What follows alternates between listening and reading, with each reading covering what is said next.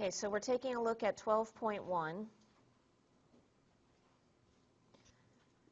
And you'll notice that the first type of question is what type, which one would be the best random sample? Here, let's see if that's big enough. Okay. The government of a large city needs to determine whether the city's residents will support the repair of several roads. The government decides to conduct a survey of a sample of the city's residents. Which one of the following procedures would be the most appropriate for obtaining a sample of the city's residents? Choice 1 is a survey of random sample of the residents who use public transportation. Choice 2 is a survey of every third person who walks into the local grocery store. Choice 3 is a survey of the last 100 residents listed in the telephone directory. And choice 4 is a survey of random sample of persons within each geographical region of the city.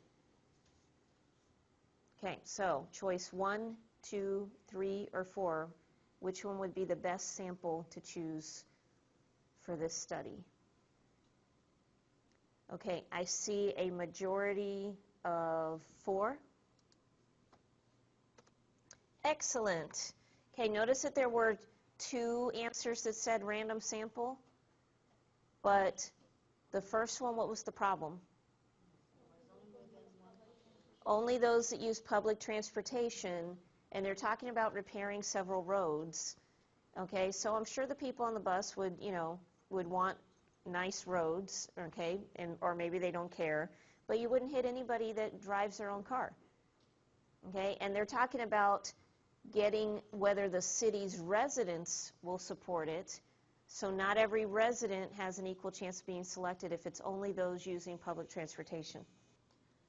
A questionnaire was given to students. The first question asked, how stressed have you been in the last week on a scale of 0 to 10, with 0 being not stressed at all and 10 being as stressed as possible?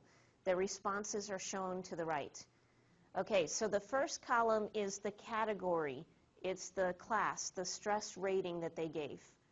Okay? And then the second column is the frequency, how many students actually gave that stress rating. So, which stress rating describes the greatest number of students? Okay, 7. So you type the number 7 in. Fantastic. Okay, that was correct because when you look at the row for 7, this one had 32 students that said they were stressed at a level of 7. And notice that, all of the other frequencies were lower than that. So that's what you're looking for that. How many students responded with this rating? 32.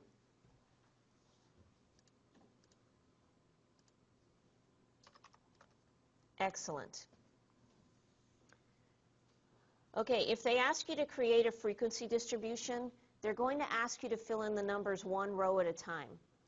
So it's up to you if you want to do one row at a time like this, or if you want to just create the entire table on your paper first and then fill in your numbers. Okay, whatever you feel most comfortable with. Notice that their frequency distribution is just going to be one number on the left. So just how many people said that they spend 15 hours in the week on homework, so you figure out how many people said 15. Then it would go to the next number, and then the next number, and you fill it in. So just to give you a heads up of how your problems are going to look.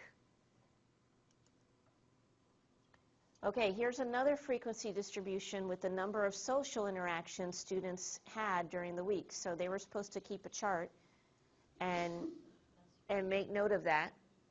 And so either they had 20 to 24 social interactions, or 25 to 29 social interactions, 30 to 34 social interactions, and so on. And for this problem, they want you to identify the lower limit of the 5th class. Okay, 40 is what I heard, because you're going to 1, 2, 3, 4, 5, so there's the 5th class. And the lower limit is that number on the left, 40. Okay, hopefully some of these problems will be pretty straightforward. Fantastic. The ones that may not be as straightforward, let me see if I can find one here. Okay, again, social interactions, all the numbers changed. And it says how many students had at least 35 social interactions for the week? How many students had at least 35 social interactions for the week? Somebody raise their hand. Yes, Jordan. Okay, so what did you say, 15? All right, and which numbers did you use to?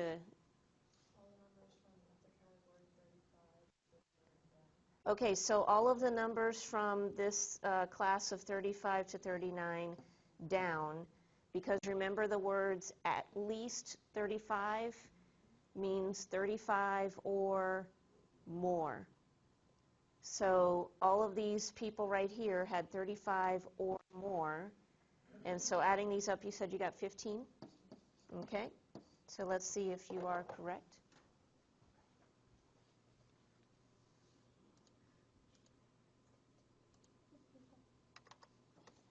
Well done. Okay, so again, look for keywords like at least, at most. At most means that it's that many or less. Exactly. Words like that you want to pay attention to make sure that you are, getting the right numbers. All right, if it asks you to create a histogram,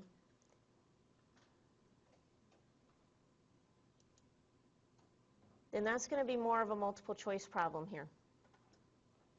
And so they gave you a chart. Notice that this frequency distribution goes horizontally instead of vertically. So you could have it either way. It could go, down the column, or it could go across the rows.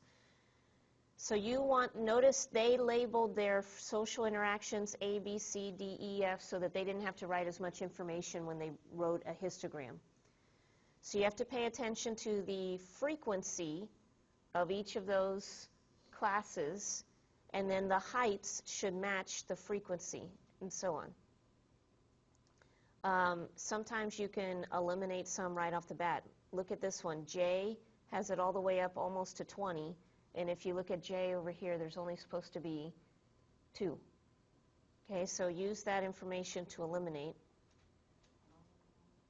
Okay, bottom right looks like what you should have. Okay, well done. So then next you have to find your frequency polygon. Notice these are sort of small. So the magnifying glass, you can click on that and it will make it much bigger so that you can look at it, look at each of the heights better. So A, B, C, D, E, F, G, H, I, J. And so that's your last one here. Is that a 2? No, so that's not it. Okay, and then eliminate the ones that are not right, and then look for the ones that are. The last type of visual that I want to look at before we move on. By the way, they're also going to give you a frequency polygon or something like that, or a histogram, and ask you questions about it to make sure that you can interpret these correctly. But I want to move on to our stem and leaf plot.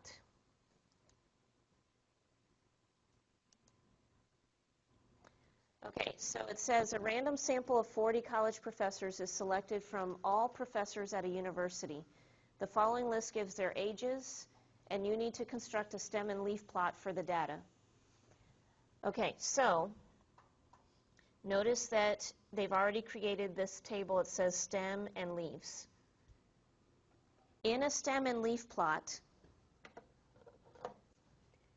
it's a way to organize your information where you can actually still see the exact numbers in your list, but it's a shorthand, if you will.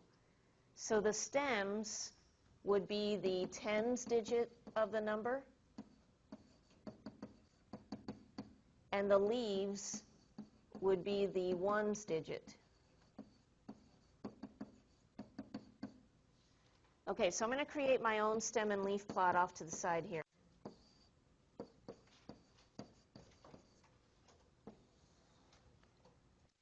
And so looking at our numbers, we want to figure out what's the lowest tens digit that we see.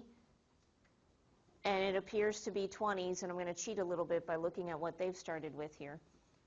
Okay, so the 20s. So identifying all the numbers in the 20s, we have one here, here, here, and there. Did I miss any? I know it's sort of small for you guys.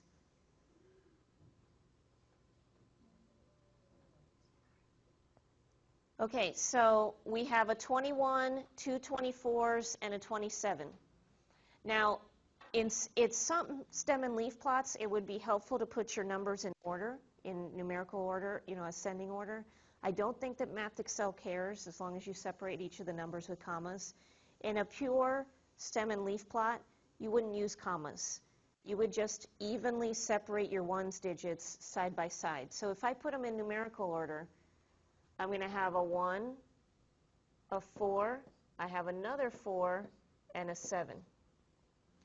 Okay, so this represents 21, 24, 24, and 27. So I can clearly see that there were 4 numbers in the 20s there. Okay, now I'm going to move on to the 30s. So let me erase what I've done so far.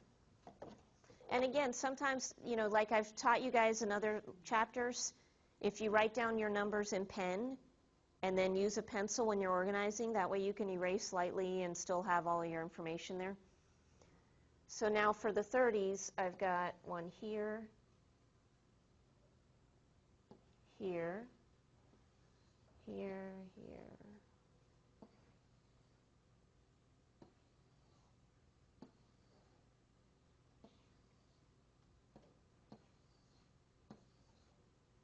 Okay, I think I got them all.